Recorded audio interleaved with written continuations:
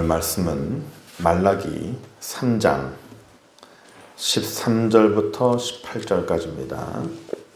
구약성경 말라기 3장 13절에서 18절 1329페이지 구약의 맨 마지막이죠. 말라기 3장 13절부터 18절까지 제가 읽겠습니다. 여호와가 이르노라 너희가 완악한 말로 나를 대적하고도 이르기를 우리가 무슨 말로 주를 대적하였나이까 하는도다.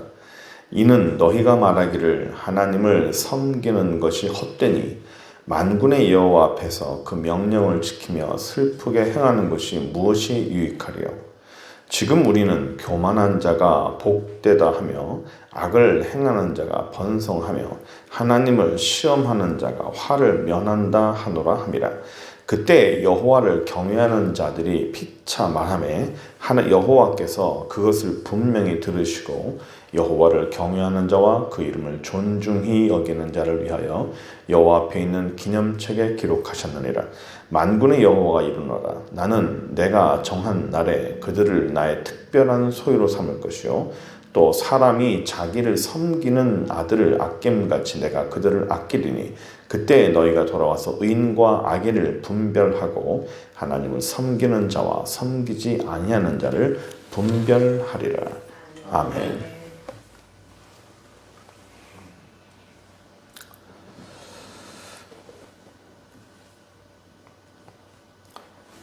저는 이 땅을 살아갈 때에 세상을 살아갈 때 어릴 때부터 정직하게 살아라 라고 배웠어요. 우리 모든 사람이 그렇게 배우죠. 내가 정직하고 내가 순전하면 세상은 결국은 다 알아주고 그런 사람이 결국엔 승리한다. 그런 생각을 가지고 살았습니다. 목회도 사실은 그렇게 했어요. 알아줄 것이다. 지금은 좀 몰라도 나를 알아줄 것이다. 그런데 한번 이렇게 큰 일을 겪고 나니까 무슨 생각이 들었냐면 온전하게 정직하고 온전하게 순전하고 그냥 목회만 열심히 하고 열심히 가르치면 된다라고 하는 이 생각이 우리 일반적으로 말하면 너무 순진했다. 너무 순진했다. 나만 정직하면 되는 거 아니냐. 저희 부친께서도 항상 그렇게 말씀하세요. 나만 정직하면 되는 거 아니냐. 남들이 알아주든 모르든 나만 정직하면 되는 거 아니냐. 우리가 다 그렇게 살고 가르칩니다. 제가 본 그분의 모습, 혼자 정직하는데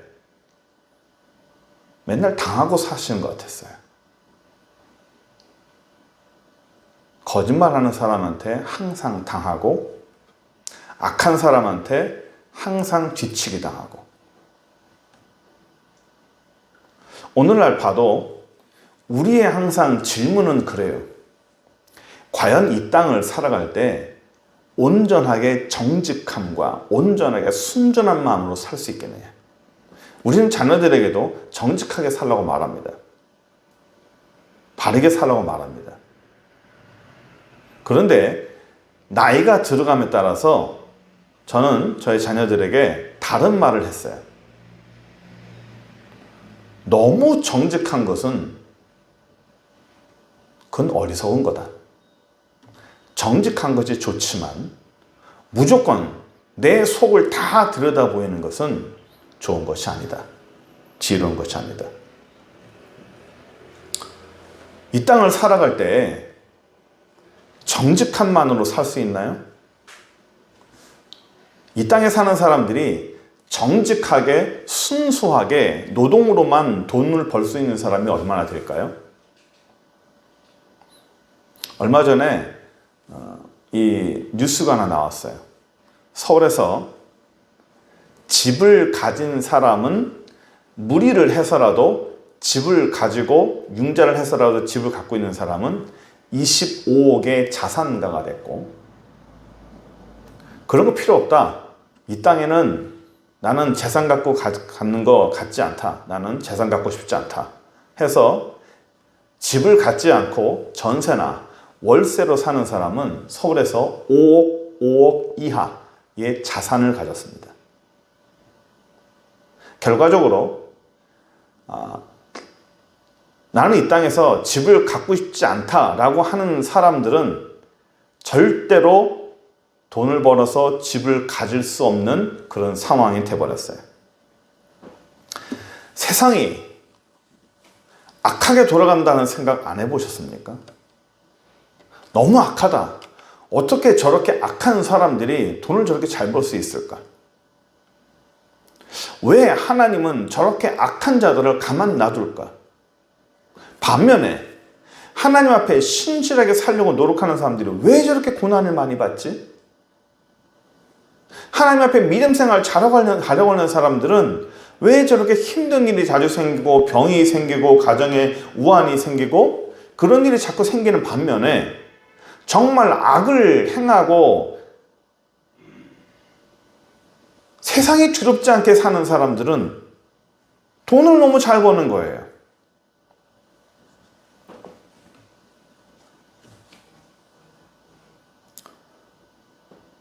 이 땅을 살 때 이러한 고민들을 우리가 한번 하지 않습니까? 과연 정직하게만 살아서, 과연 순전하게만 살면 이 땅은 과연 성공할 수 있을까요? 그런 것에 대해서 여러분 의문 가져보지 않았습니까?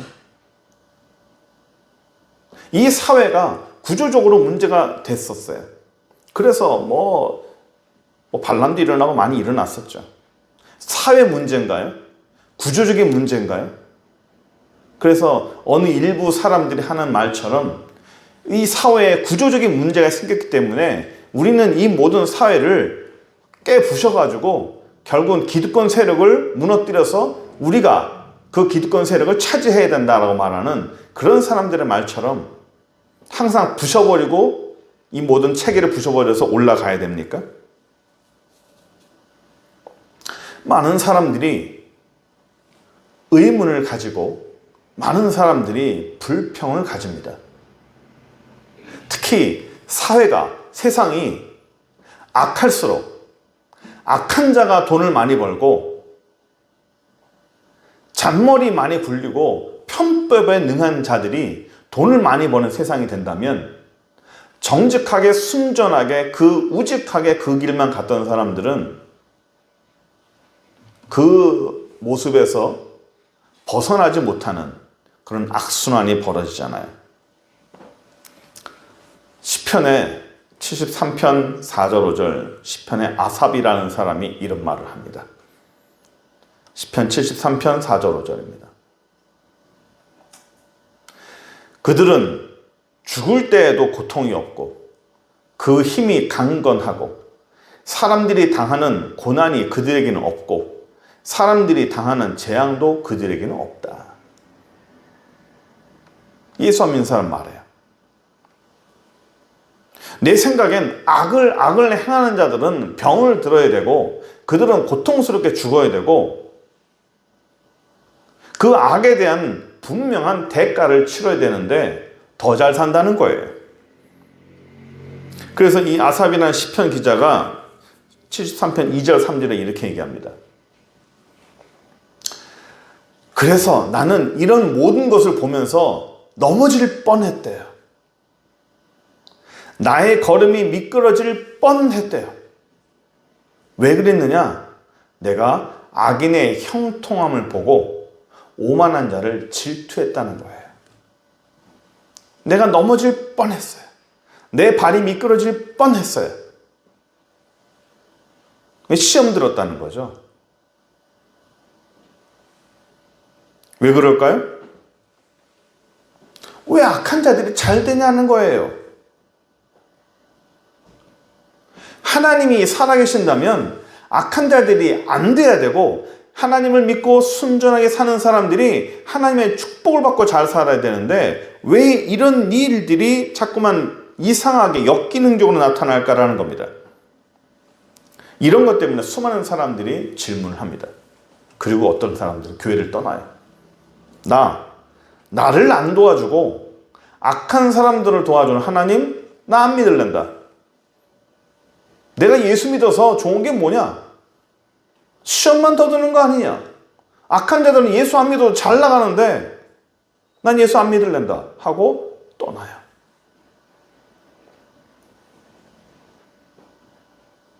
세상에는 이 공정성이라는 거, 윤리성이라는 거, 이런 것들이 이렇게 정착이 되잖아요. 뭐 칸트나 이런 사람들도 얘기했듯이 우리 모든 사람들의 머릿속에는 온전하게 살고 공정하게 살고 윤리적으로 살아야 되는데 그것이 깨지게 되면 사람들의 마음 가운데는 불만이라는 게 일어나기 시작합니다. 교회는 예수 믿는 사람들은 그것 때문에 뭐가 나타나냐면 시험 든다 그러죠. 시험이 드는 거예요. 나는 하나님 앞에서 잘 한다고 생각했는데 내 생각대로 잘 안 되는 거예요. 내가 원하는 대로 잘 안 되는 겁니다. 그러니까 시험이 들어요. 시험이 왜 들까요? 야고보서 1장 14절 볼까요? 오직 각 사람이 시험을 받는 것은 자기 욕심에 끌려 미혹됨이에요. 사람이 시험이 든다. 나 시험 들었어. 누구 때문에 시험 들었고 뭐 때문에 시험 들었고 저 사람 시험 든 것 같아. 왜? 그냥 시험 든 것 같아. 뭐 때문에 그럴까요? 자기 욕심 때문에 그래요. 내 욕심에 뭔가를 하려고 그러는데 그 욕심이 안 이루어져서 흔들리는 겁니다. 그래서 시험 드는 거예요. 성경에 크게 시험 드는 사람이 하나 있어요. 그게 누구냐면 기드온입니다. 사사기 볼까요? 사사기 6장 12절 13절. 사사기 6장 12절 13절. 기드온이 사사기에서 이렇게 얘기합니다. 기드온이 대답하되 오 주여 여호와께서 우리와 함께 계시면 어찌하여 이런 일이 우리에게 일어났습니까? 그러니까 미디안 족속에 들어와서 이스라엘을 막 박살냈거든요. 하나님이 함께 계시면 어떻게 이런 일이 일어납니까? 또 우리 조상들이 일찍이 우리에게 이르기를 여호와께서 우리를 애굽에서 올라오게 한 것이 아니냐 이 모든 이적이 어디 있나이까? 첫 번째 문장. 하나님이 함께 계시면 하나님이 함께 계신다 했는데 어떻게 이런 일이 일어난다는 거예요? 왜 이런 일이 일어나냐는 거예요.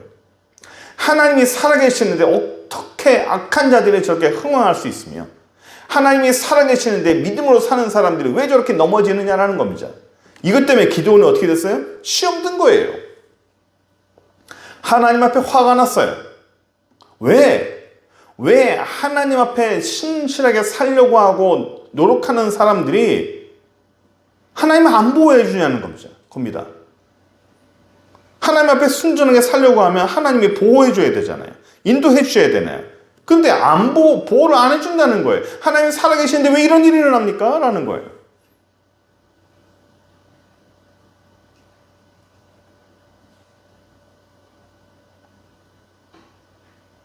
오래전 일이지만 한 권사님이 새벽 예배를 갔다 오시면서 이 교통사고로 돌아가셨어요. 그 자리에서 돌아가셨습니다. 어딜 갔어요? 새벽 예배. 기도하고 오시면서. 그 자녀들이요, 얼마나 시험 들었는지 몰라요. 교회에 그렇게 헌신하고, 그렇게 희생하셨는데, 그것도 새벽 예배 갔다 오시는 그 권사님을 하나님이 왜 들어가시냐는 거죠. 그 자녀들이 시험이 들어가지고 막 화가 나는 거예요. 왜 이런 일이 일어납니까?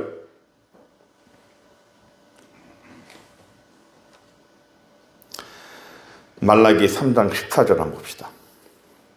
말라기 3장 14절 우리가 본문 한번 볼까요? 이는 너희가 말하기를 하나님 섬기는 것이 헛되니 만군의 여호와 앞에서 그 명령을 지키며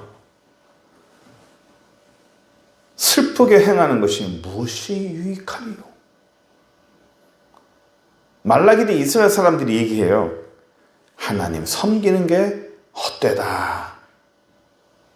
하나님의 명령을 지키는 것이 뭐 나에게 유익한 게 있겠느냐라는 거죠. 이스라엘 사람들이 이렇게 얘기했어요. 오늘날 우리는 그렇게 얘기 안 합니까? 말씀대로 살고 믿음대로 살았는데 다 헛되다. 다 소용없다.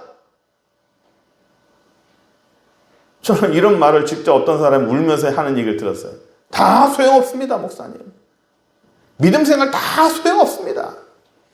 믿으면 뭐합니까? 예수 믿으면 뭐합니까? 교회 나오면 뭐합니까? 하면서 저한테 막 달려들더라고요. 15절 볼까요?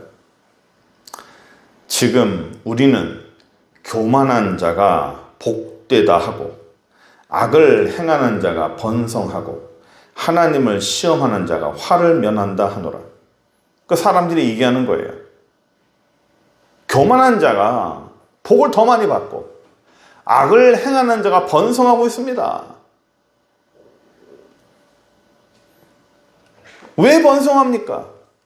왜 교만한 자가 저렇게 잘 됩니까? 그러면서 13절 볼까요? 사람들이 이렇게 얘기해요. 여호와가 이르노라 너희가 완악한 말로 나를 대적하고도 이르기를 우리가 무슨 말로 주를 대적하였나이까 하는도다. 이스라엘 사람들이 얘기하는 거예요. 너희가 완악한 말로 나를 대적했다. 이 완악한 말이 뭐냐면 바로 이 14절 15절 이런 겁니다. 하나님을 섬겨봤자 소용없다. 믿음 생활 해봤자 소용없다. 기도해봤자 소용없더라. 11주 열심히 했는데 소용없더라. 봉사했는데 소용없더라. 내가 뭐 하나 했었고. 교회 안 나가고 예수 안 믿는 사람도 더 잘 되더라. 하나님 섬기는 거 아무 소용없다. 믿음 소용없다. 이 말을 완악한 말이라고 하나님이 말하는 거예요. 너희들이 완악하다.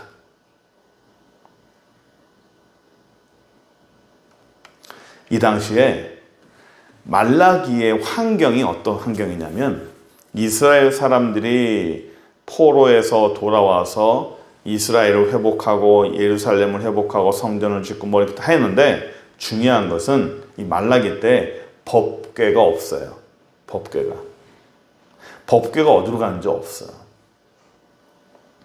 이스라엘의 모든 예배의 중심은 법궤였어요. 근데 이스라엘 사람들이 포로로 갔을 때 그 사람들이 법궤 없었습니다. 그럼에도 불구하고 그 사람들은 자기들 나름대로 예배를 드렸어요.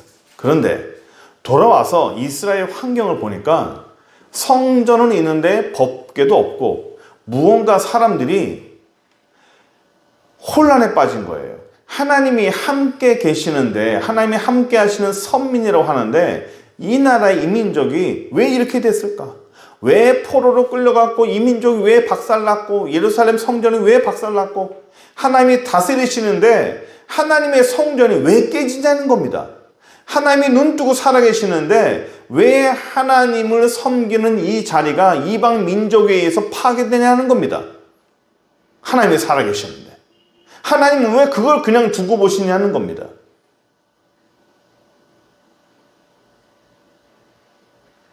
중국에서 얼마 전에 중국 정부가 교회의 모든 십자가를 철거했습니다. 교회를 깼어요. 높이 올라와 있는 모든 십자가를 다 철거했어요. 교회를 부수기 시작했습니다. 영상에 아마 그것을 보면서 어떻게든 십자가를 못 무너뜨리게 붙잡고 하는 사람들이 많았지만 결국은 정부에 의해서 다 파괴됐어요. 우리나라도 십자가 다 없애려고 했죠?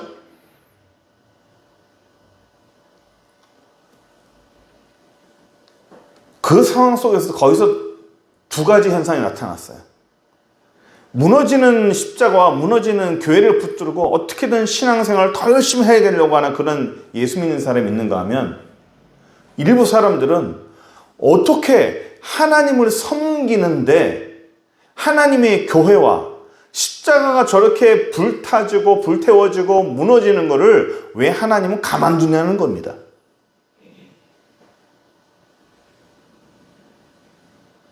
십자가가 막 불타는 광경 별로 보기 좋은 광경 아니에요.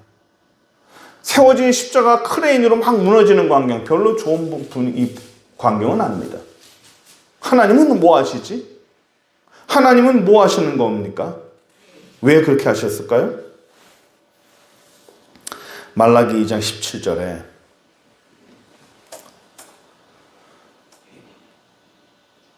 말라기 2장 17절 너희가 말로 여호와를 괴롭게 하고도 이르기를 우리가 어떻게 여호와를 괴롭게 드렸나이까 하는도다. 너희가 말하기를 모든 악을 행하는 자는 여호와의 눈에 좋게 보이며 그에게 기쁨이 된다 하며 또 말하기를 정의의 하나님이 어디 계시냐 함이라. 하나님이 살아계시면 정의의 하나님이 어디 계시냐? 공의의 하나님은 어디 갔느냐? 하나님이 어디 갔길래 이렇게 악한 사람들이 흥황하고 이렇게 악한 백성들이 이렇게 난리를 치느냐? 지난 5년간 사회주의를 주창하는 사람들, 이 사람들이 교회를 없애하려고 참 많이 애를 썼어요.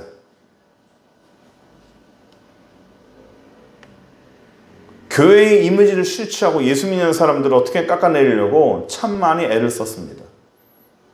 물론 그 덕에 많이 힘들어졌어요. 복음 전하는 것도 힘들어지고 교회가 힘들어졌어요. 사람들이 질문을 했습니다. 하나님이 살아계시는데 왜 교회가 이렇게 악한 일을 당해야 되는가?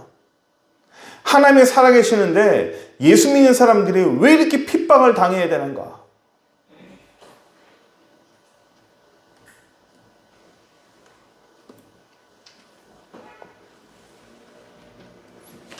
왜 그럴까요? 왜 이런 일이 벌어질까요? 사람들이 하나님은 이렇게 불평하고 악한 말을 하고 하나님에게 완악한 말을 표현하는 사람들의 하나님은 마음이 아파하시는 거예요. 16절 볼까요? 말라기 3장 16절.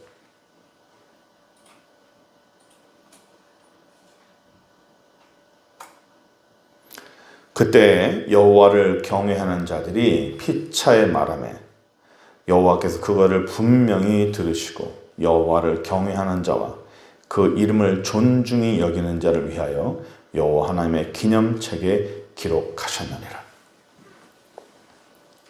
똑같이 있는데 어떤 사람들은 하나님 앞에 불평하면서 완악한 말을 막 하고 어떤 사람들은 그 와중에도 하나님을 경외하는 사람들은 하나님을 경외하고 존중히 여기는 사람들이 있는 거예요.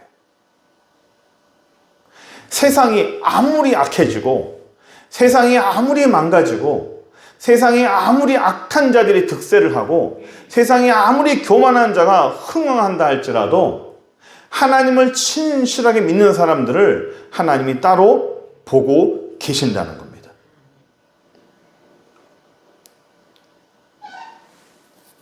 16절에 그때라고 되어 있죠. 그때에 여호와를 경외하는 자들이 말했어요. 그때가 언제예요? 14절 15절 사람들이 막 불평할 때예요. 하나님이 도대체 어디 계시는 거야? 하나님이 계시는데 내 삶이 왜 이렇게 됐어요? 하나님이 살아계시는데 내 아들이 내 자녀가 왜 이렇게 돼? 하나님이 살아계시는데 내 삶을 하나님은 왜 안 돌봐주고 계시는 거야? 라고 하나님 앞에 불평불만하고 세상을 향해서 불만의 목소리를 말하는 그때에 모든 사람들이 대부분의 사람들이 다 불평하고 대부분의 사람들이 다 공격한다고 할 그때에 하나님을 사랑하고 하나님을 경외하는 자들은 하나님의 이름을 존중히 여기는 자들을 하나님이 기념체에 기록한다는 거예요. 따로 보신다는 겁니다. 이게 구분이 되는 거예요. 평상시에는 다 똑같아요. 평상시에는 좋을 때는 다 좋아 보여요. 좋을 때는 다 믿음 좋아 보여요. 좋을 때는 너도 믿음 좋고 나도 믿음 좋고 교회 안에서는 너도 나도 찬송하고 기도하니까 다 좋아 보여요. 그러나 어려운 일이 닥치고 힘든 일이 닥치고 악이 득세하고 교만한 자가 득세하는 그 시절에 되면 그때 여전히 변함없이 하나님 앞에 하나님을 존중하고 경외하는 자들을 하나님이 따로 생각하고 그들을 지켜보신다는 겁니다.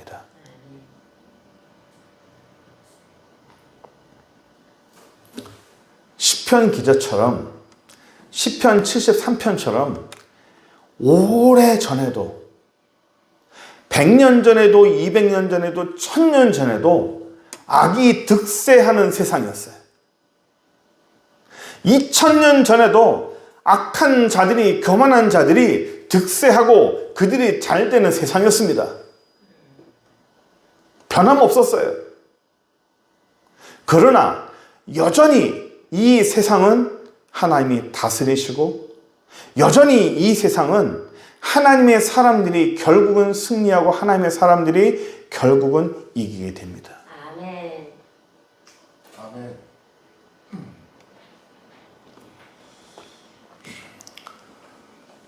눈앞의 거를 선택을 하면 처음엔 넓은 길을 가고 저 넓은 길을 가니까 다 좋네. 다 이득을 얻네. 처음에 쉬운 길을 가면 나중에는 어려워져요. 입에 달면 속엔 씁니다. 넓은 길을 가면 나중에는 좁은 길이 돼요. 하나님이 그래서 우리에게 원하시는 것은 너희는 좁은 길을 가라. 남들이 다 넓은 길을 선택할지라도 너희는 좁은 길을 가라. 그것이 나중에는 승리하는 길이라는 거예요. 성경은 하나님의 나라는 우리에게 항상 역설을 얘기해요. 모든 사람들이 옳다라고 말할 때 오케이 나도 옳아. 그래서 쉽게 편승하고 쉽게 내 마음을 같이 놔버리면 그 길은 망하는 길입니다. 하지만 남들과는 다르게 모든 사람들이 알고 있는 그 모든 것과는 다르게 나는 다르게 좁은 길을 선택하는 것이 하나님 나라에서는 바른 길일 때가 많아요. 그래서 저는 우리 자녀들에게도 제 아이들에게도 항상 이런 얘기를 합니다. 달라야 된다. 다른 길을 선택해라. 희소성 있는 길을 선택해라. 모든 사람들이 그 길이 좋다고 말하면 그 길을 가지 마라. 희소성, 남들이 잘 안 가는 길을 가라. 그러나 그 길이 분명한 가치성이 있어야 한다. 그래서 항상 얘기해요. 희소성과 가치성을 얘기합니다. 하나님 나라는 그래요. 하나님 나라는 희소성입니다. 남들이 다 한다 할 때 다 안 하고 독특하게 다른 길을 선택하는 사람들이 예수 믿는 사람이에요. 그 다른 길을 선택하되 가치가 있는 길이에요. 희소성과 가치성을 항상 따지면서 가는 게 바로 예수 믿는 사람입니다. 모든 사람들이 다 한다 할 때 오케이 같이 움직이면 같이 망해요. 18절 볼까요? 17절. 만군의 여호와가 이르노라. 17절. 나는 내가 정한 날에 그들을 나의 특별한 소유로 삼을 것이고 또 사람이 자기를 섬기는 아들을 아낌같이 내가 그들을 아낄 것이다. 모든 사람들이 다 불평해도 모든 사람들이 다 악을 행하고 해서 그걸 뭔가 얻을지라도 다른 사람이 돼야 한다는 거예요. 18절. 그때에 너희가 돌아와서 의인과 악인을 분별하고 하나님을 섬기는 자와 섬기지 않는 자를 분별하리라. 분명히 나눠지는 거예요. 분명히 나눠집니다. 하나님은 반드시 분별을 해요. 마지막 날에는 알곡과 가라지를 반드시 분별하고 악인과 선인을 반드시 분별하고 믿는 자와 안 믿는 자를 반드시 분별하고 하나님 앞에 신실한 자와 아닌 자를 반드시 분별하는 시간이 옵니다. 아멘.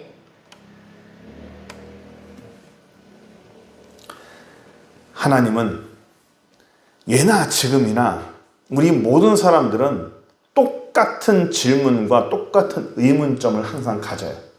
100년 전이나 500년 전이나 1000년 전이나 앞으로 100년 후나 200년 후나 500년 후나 똑같은 질문을 모든 사람들이 옛날 지금에 똑같이 할 겁니다. 왜 악한 자들이 잘 될까?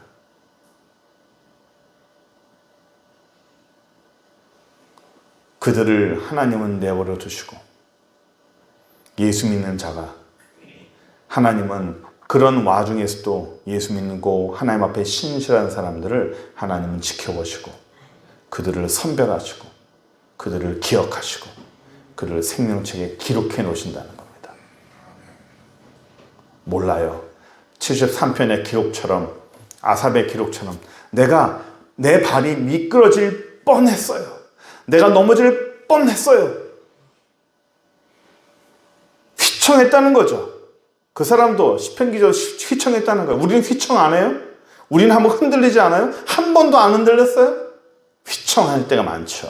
그러나 시편 기자 말처럼 내가 그들의 결국을 아니 끝을 안다는 거예요. 하나님의 끝을 아는 거예요. 믿음이 뭡니까? 믿음은 하나님의 끝을 우리가 알고 믿고 가는 거예요. 하나님의 결론을 우리는 믿고 아는 거예요. 많은 사람들이 고민을 해요. 공의가 먼저냐, 사랑이 먼저냐? 왜 악한 자들을 하나님은 내버려 두느냐? 하나님에게 맡기는 거예요. 하나님에 맡겨야 돼요. 내가 그걸 가지고 고민할 필요 없어요. 하나님에게 맡기면 돼요. 아멘. 그럼 어떻게 살아야 돼요? 어떻게 살아야 돼요? 하나님 앞에 하나님이 원하는 대로 끝까지 가야 돼요. 그 심지가 견고한 백성을 하나님이 믿음으로 지켜줘요. 하나님이 지켜줘요. 우리가 살면서 혼란에 빠지고 우리의 가치관이 흔들릴 때 있잖아요. 이게 바른 건가? 이렇게 사는 게 바른 건가? 내 자녀들에게 이렇게 살라고 말할 때 과연 그런가? 너는 온전하게 정직하게 살아라 라고 말할 때 과연 그런가? 라고 하는 우리는 질문을 하지 않습니까? 그럼에도 불구하고 하나님 앞에 온전하게 살고 정직하게 살아야 돼요. 남들이 나를 알아주든 말든 온전하게 정직하게 산다고 해서 결론이 뭐냐? 이 결론이 좋냐? 안 좋을 수도 있어요. 예? 안 좋을 수도 있어요. 좋은 결론이 안 날 수도 있어요. 그래도 그 모습을 끝까지 유지하면 하나님께서 우리에게 우리의 삶에서 갚아주시고 우리를 인도할 줄 믿어요. 그게 우리 믿음 아닙니까? 예? 그게 우리 믿음 아니겠어요? 그 믿음대로 살고 흔들리지 않게 사는 저 여러분들에게 간절히 축원합니다. 기도하겠습니다. 전능하신 하나님, 이 땅에 살면서 우리의 인생에 질문들이 있습니다. 과연 이렇게 사는 것이 맞는가? 하나님 원하시는 대로 이렇게 온전하게 사는 게 맞는가?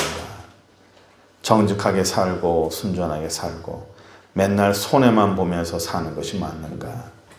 결과적으로 안 좋은 일이 벌어지고 결과적으로 많은 사람들에게 좋은 결과를 얻지 못했다면 그것이 맞는가라고 우리 인생에 질문을 던졌어도 아버지여 똑같은 상황이 오더라도 우리는 역시 똑같은 결론을 낼 줄 믿습니다. 하나님 앞에 순전하게 살게 하시고 하나님 앞에 정직하게 살게 하시고 우리를 바라보시고 우리를 항상 지켜보시는 하나님 앞에 우리의 심지가 견고한 삶이 될 수 있도록 주여 도와주옵소서. 예수 그리스도의 이름으로 기도드립니다. 아멘.